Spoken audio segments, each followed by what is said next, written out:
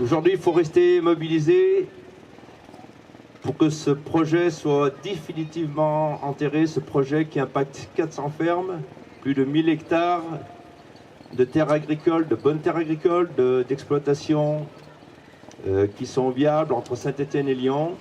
Et aujourd'hui, il faut vraiment continuer à veiller pour que ce projet soit définitivement enterré. Parce que je suis paysan, vous êtes paysan, et la terre doit être réservée pour la vie, pour le plaisir, pour nous tous, en fait. Merci.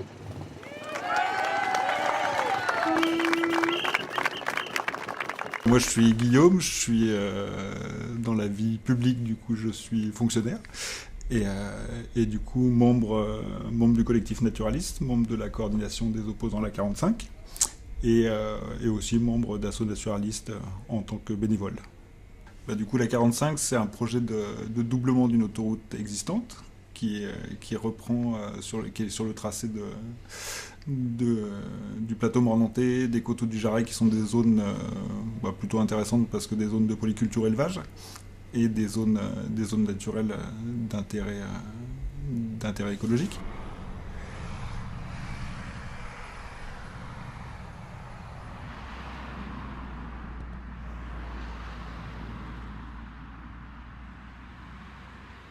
Pour rendre compte du tracé, la 45 arrive par le haut de la colline en face de nous, longe celle-ci jusqu'à arriver en direction des hameaux en face et repartir en direction des coteaux du Lyonnais.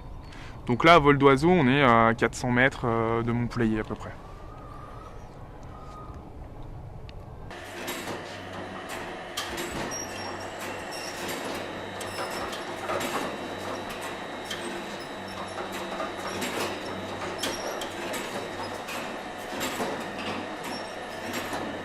Moi, je suis Quentin, l'un des 5 associés du GAEC. On est une exploitation biologique. Donc pour nous, la 45, c'est un vrai souci. On est totalement concernés puisqu'on a le tracé qui traverse notre ferme de part en part.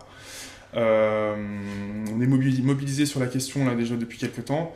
Déjà, c'est la suppression pure et simple de terrains fonciers, donc de la possibilité d'exploiter nos terrains agricoles. Donc nous, évidemment, on a un outil de travail qui est performant. On a année après année réussi à tisser ce lien avec nos débouchés locaux, et tout ça va être remis en question. Voilà, donc clairement, voilà un impact très très négatif. Certains vont fermer concrètement leur exploitation et vont mettre la clé sous la porte.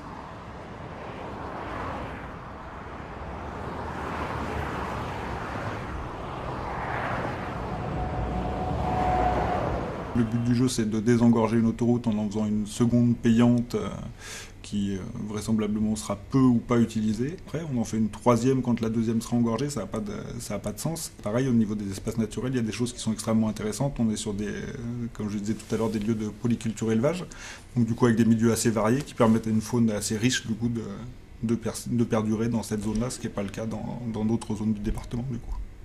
On a constitué un collectif, on est à peu près 150, 200, et grâce à celui-ci, on arrive à mener des actions, notamment pour le 1er et le 2 juillet de l'année dernière. On s'est regroupé en lien avec les citoyens sur un week-end complet. On a fait une action un petit peu coup de poing, où on a réussi à ramener 140 véhicules, 140 tracteurs sur une zone, à faire un gros happening grâce à un drone où on a pu annoter non à la 45. Bon, je crois que le message était clair.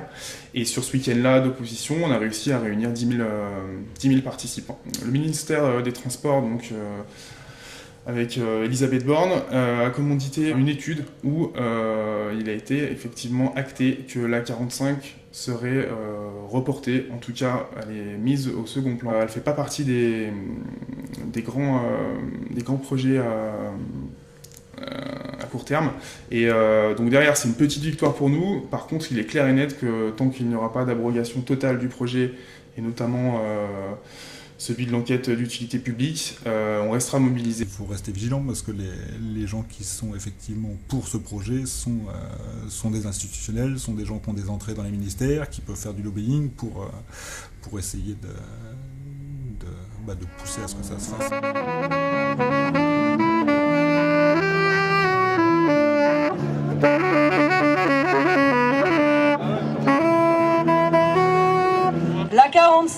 projet du passé, projet dépassé, est enterré. Par une mobilisation belle et plurielle, les opposantes ont réussi à défendre leur campagne, mais pas que. Aujourd'hui, nous dansons sur ces cendres. Nous connaissons les réalités, les délais à tenir, les pressions exercées et les conditions de travail du bitume et de l'enrobage. Les accidents ne se comptent plus, les cancers de la peau et les décès non plus. L'A45 n'est plus un projet prioritaire, elle n'est toutefois pas encore abandonnée. Nous resterons donc vigilants, ce projet n'est pas le dernier que nous enterrerons.